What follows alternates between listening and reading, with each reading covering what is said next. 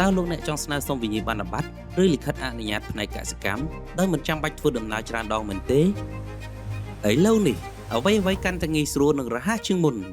អបអសាទរក្រសួងកសិកម្មរុក្ខាប្រមាញ់និងនេសាទបានដាក់ឲ្យដំណើរការប្រព័ន្ធស្នើសុំវិញ្ញាបនបត្រលិខិតអនុញ្ញាតឬអាជ្ញាប័ណ្ណក្នុងវិស័យកសិកម្មជូនដល់សាធារណជនប្រើប្រាស់ហើយជំហានថ្មីក្នុងការលើកកម្ពស់ប្រសិទ្ធភាពតម្លាភាពនិងភាពងាយស្រួលក្នុងការទទួលសេវា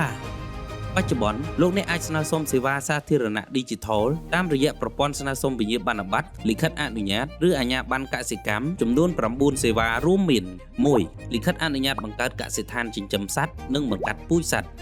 វិញ្ញាបនបត្របញ្ជាក់បញ្ជីការជីកសិកម្ម3វិញ្ញាបនបត្របញ្ជាក់ការចុះបញ្ជីឃ្លាំងសន្និធិជីកសិកម្ម4លិខិតអនុញ្ញាតផ្គត់ផ្គង់ចែកចាយជីកសិកម្ម5លិខិតអនុញ្ញាតប្រតិបត្តិការលាយផ្សំឬវេចខ្ចប់ជាថ្មីជីកសិកម្ម6វិញ្ញាបនបត្របញ្ជាក់បញ្ជីការថ្នាំកសិកម្ម7វិញ្ញាបនបត្របញ្ជាក់ការចុះបញ្ជីឃ្លាំងសន្និធិថ្នាំកសិកម្ម8លិខិតអនុញ្ញាតផ្គត់ផ្គង់ចែកចាយថ្នាំកសិកម្ម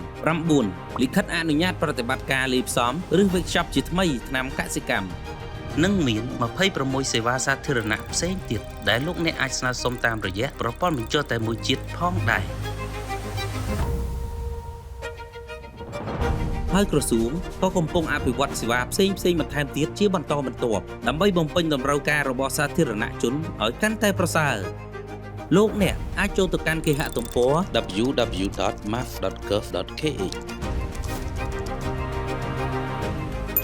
ដើម្បីស្នើសុំសេវាទាំងនេះបានយ៉ាងងាយស្រួលនិងឆាប់រហ័សដោយចំណាយថវិកាតិចជាងមុននិងទូទាត់តាមអនឡាញ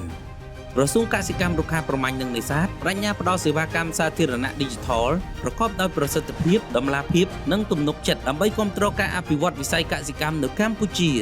សម្រាប់ព័ត៌មានបន្ថែមសូមទាក់ទងមកកាន់ក្រុមការងារគាំទ្រកណ្ដាលតាមរយៈព័ត៌មានទំនាក់ទំនងដែលបានបង្ហាញ